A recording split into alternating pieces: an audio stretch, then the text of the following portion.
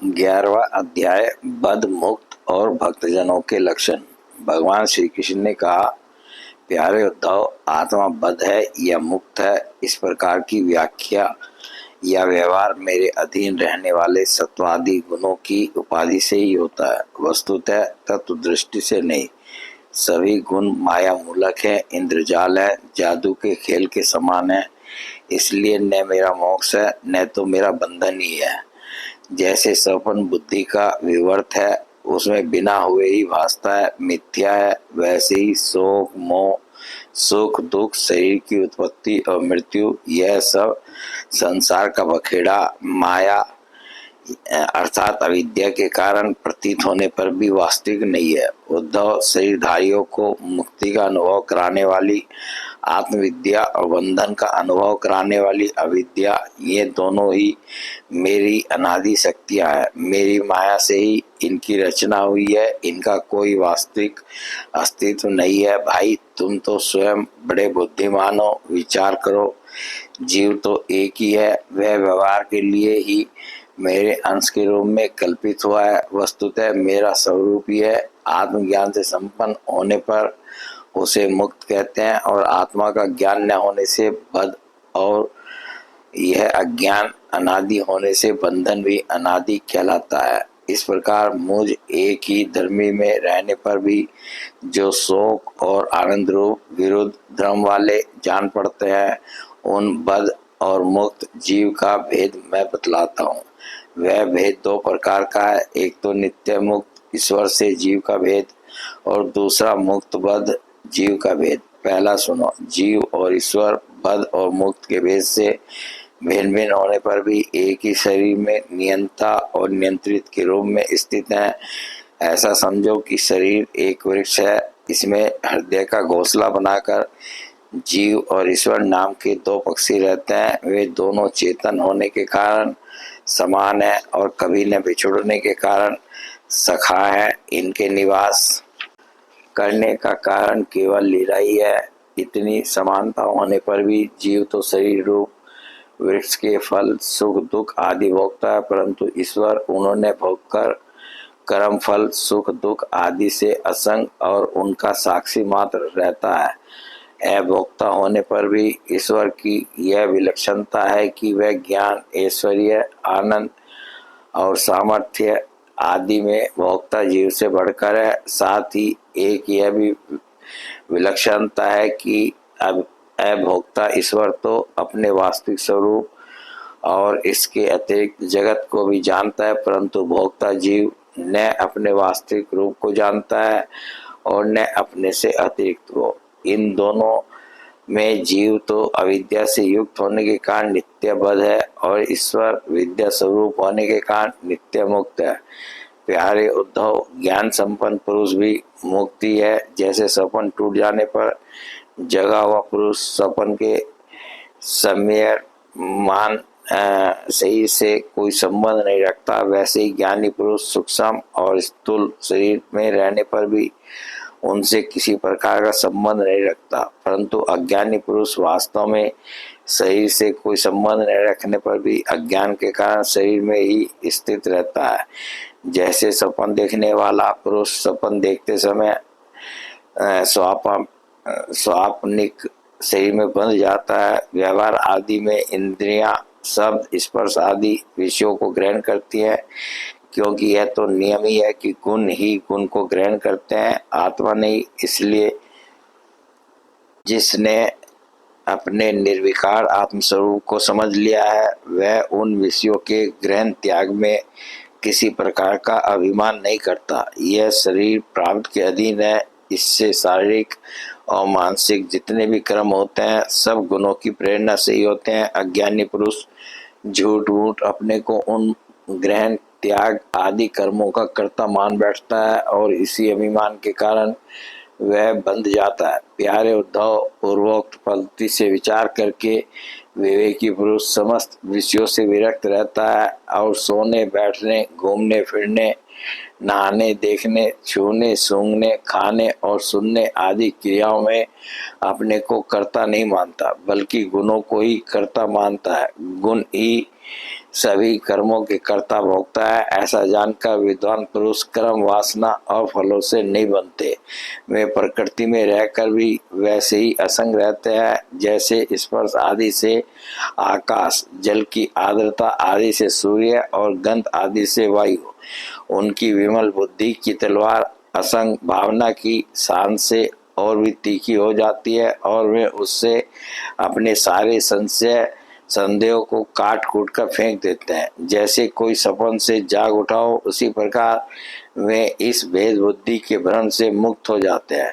जिनके प्राण, इंद्रिय, मन और बुद्धि की समस्त चेष्टाएं बिना संकल्प के होती हैं, वे देह में स्थित रहकर भी उसके गुणों से मुक्त हैं। उन तत्वज्ञ मुक्त पुरुषों के शरीरों को चाहे हिंसक लोग पीड़ा पहुंचाए और चाहे कभी कोई दैव योग से पूजा करने लगे, वे न तो किसी के सताने से दुखी होते हैं और न पूजा करने से सुखी। जो समदर्शी महात्मा गुण और दोष की भेद दृष्टि से ऊपर उठ गए हैं, वे न तो अच्छे काम करने वाले की स्तुति करते हैं और न बुरे काम करने वाले की निंदा। न वे किसी की अच्छी बात सुनकर उसकी सराहना करते हैं और न बुरी बात सुनकर किसी को झिड़कते ही हैं। जीवन मुक्त पुरुष न तो कुछ भला या बुरा करते हैं, न भला या बुरा कहते हैं और न सोचते ही हैं। वे व्यवहार में अपनी समान वृत्ति रखकर आत्मानंद में ही मग्न रहते हैं और जड़ के समान मानो कोई मूर्ख को इस प्रकार विचरण करते रहते हैं।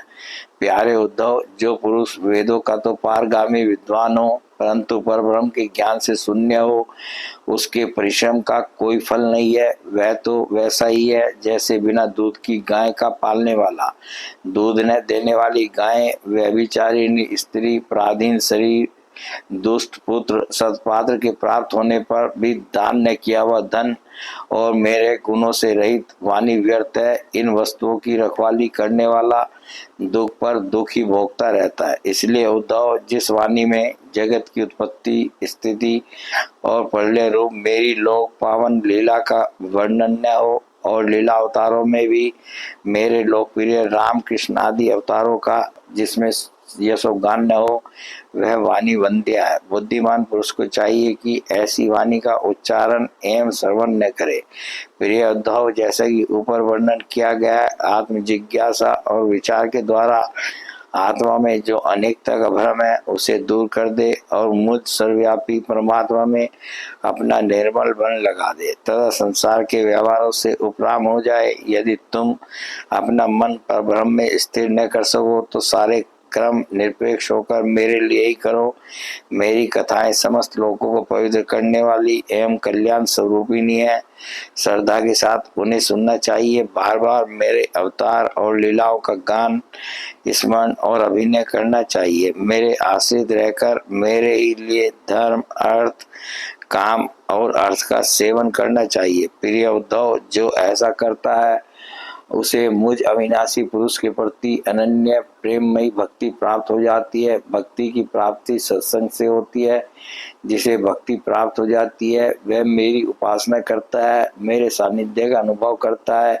इस प्रकार जब उसका अंतःकरण शुद्ध हो जाता है तब वह संतों के उपदेशों के अनुसार उनके द्वारा बताए हुए मेरे परम पद को, वास्तविक स्वरूप को सहज ही में प्राप्त हो जाता है। उद्धव जी ने पूछा, भगवान, बड़े बड़े संत आपकी कीर्ति का गान करते हैं, आप कृपया बतलाइए कि आपके विचार से संत पुरुष का क्या लक्षण है, आपके प्रति कैसी भक्ति करनी चाहिए जिसका संत लोग आदर करते हैं। भगवान, आप ही ब्रह्मा आदि श्रेष्ठ देवता, सत्यादि लोक और चराचर जगत के स्वामी हैं। मैं आपका विनीत, प्रेमी और शरणागत भक्त हूँ। आप मुझे भक्ति और भक्त का रहस्य बतलाइए।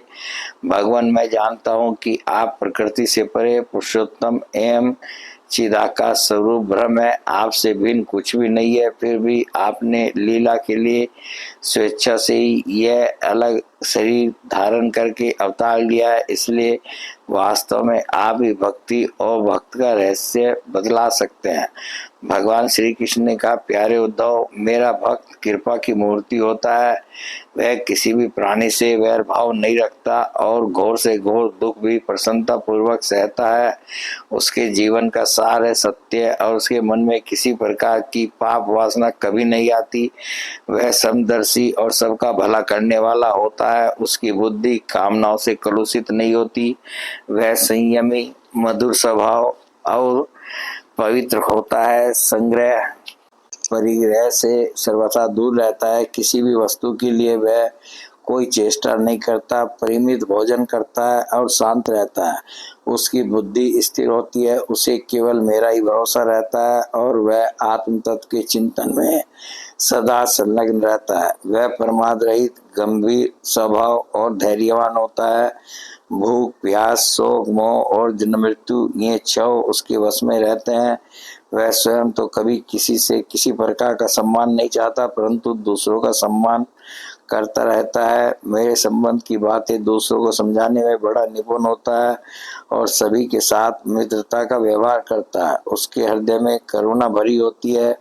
मेरे तत्व का उसे यथार्थ ज्ञान होता है। प्रिय उद्धव, मैंने वेदों और शास्त्रों के रूप में मनुष्यों के धर्म का उपदेश किया है। उनके पालन से अंतःकरण शुद्धि आदि गुण और उल्लंघन से नरक आदि दुख प्राप्त होते हैं, परंतु मेरा जो भक्त उन्हें भी अपने ध्यान आदि में विक्षेप समझकर त्याग देता है और केवल मेरे भजन में लगा रहता है, वह परम संत है। मैं कौन हूँ, कितना बड़ा हूँ, कैसा हूँ, इन बातों को जाने चाहे न जाने, किंतु जो अनन्य भाव से मेरा भजन करते हैं वे मेरे विचार से मेरे परम भक्त हैं। प्यारे उद्धव, मेरी मूर्ति और मेरे भक्त जनों का दर्शन, स्पर्श, पूजा, सेवा, शुश्रूषा, स्तुति और प्रणाम करे तथा मेरे गुण और कर्मों का कीर्तन करे। उद्धव, मेरी कथा सुनने में श्रद्धा रखे और निरंतर मेरा ध्यान करता रहे।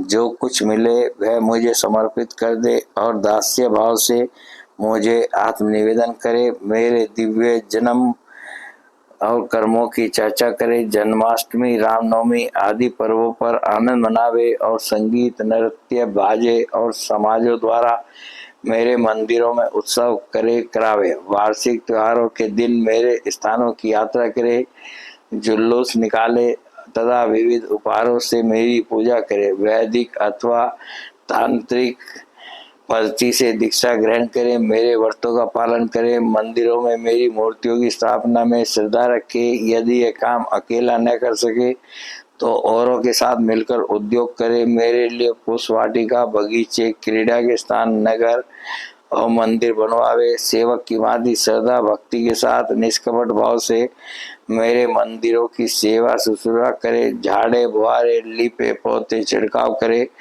और तरह तरह के चौक पूरे अभिमान न करे, दम न करे, साथ ही अपने शुभ कर्मों का ढिंढोरा भी न पीटे। प्रिय उद्धव, मेरे चढ़ावे की अपने काम में लगाने की बात तो दूर रही, मुझे समर्पित दीपक के प्रकाश से भी अपना काम न ले। किसी दूसरे देवता की चढ़ाई वस्तु मुझे न चढ़ावे। संसार में जो वस्तु अपने को सबसे प्रिय, सबसे अभिष्ट जान पड़े वह मुझे समर्पित कर दे। ऐसा करने से वह वस्तु अनंत फल देने वाली हो जाती है। भद्र, सूर्य, अग्नि, ब्राह्मण, गौ, वैष्णव, आकाश, वायु, जल, पृथ्वी, आत्मा और समस्त प्राणी ये सब मेरी पूजा के स्थान है। प्यारे उद्धव, ऋग्वेद, यजुर्वेद और सामवेद के मंत्रों द्वारा सूर्य में मेरी पूजा करनी चाहिए। हवन के द्वारा अग्नि में, आतिथ्य द्वारा श्रेष्ठ ब्राह्मण में और हरी हरी घास आदि के द्वारा गौ में मेरी पूजा करे। भाई बंधु के समान सत्कार के द्वारा वैष्णव में निरंतर ध्यान में लगे रहने से, हृदयाकाश में मुख्य प्राण समझने से, वायु में और जल, पुष्प आदि सामग्रियों द्वारा जल में मेरी आराधना की जाती है। गुप्त मंत्रों द्वारा न्यास करके मिट्टी की वेदी में, उपयुक्त भोगों द्वारा आत्मा में और समदृष्टि द्वारा संपूर्ण प्राणियों में मेरी आराधना करनी चाहिए, क्योंकि मैं सभी में क्षेत्रज्ञ आत्मा के रूप में स्थित हूँ। इन सभी स्थानों में संघ, चक्र गदा पद्म धारण किए 4 भुजाओं वाले शांत मूर्ति श्री भगवान विराजमान है, ऐसा ध्यान करते हुए एकाग्रता के साथ मेरी पूजा करनी चाहिए। इस प्रकार जो मनुष्य एकाग्र चित्त से यज्ञ यज्ञादि इष्ट और कुआ बावली बनवाना आदि पूर्व कर्मों के द्वारा मेरी पूजा करता है, उसे मेरी श्रेष्ठ भक्ति प्राप्त होती है तथा संत पुरुषों की सेवा करने से मेरे स्वरूप का ज्ञान भी हो जाता है। प्यारे उद्धव, मेरा ऐसा निश्चय है कि सत्संग और भक्ति योग इन 2 साधनों का एक साथ ही अनुष्ठान करते रहना चाहिए। प्राय इन दोनों के अतिरिक्त संसार सागर से पार होने का और कोई उपाय नहीं है, क्योंकि संत पुरुष मुझे अपना आश्रय मानते हैं और मैं सदा सर्वदा उनके पास बना रहता हूँ। प्यारे उद्धव, अब मैं तुम्हें एक अत्यंत गोपनीय परम रहस्य की बात बतलाऊंगा, क्योंकि तुम मेरे प्रिय सेवक हितैषी स्वर्ग और प्रेमी सखा हो, साथ ही सुनने के भी इच्छुक हो। बोले भगवान श्री कृष्ण की जय।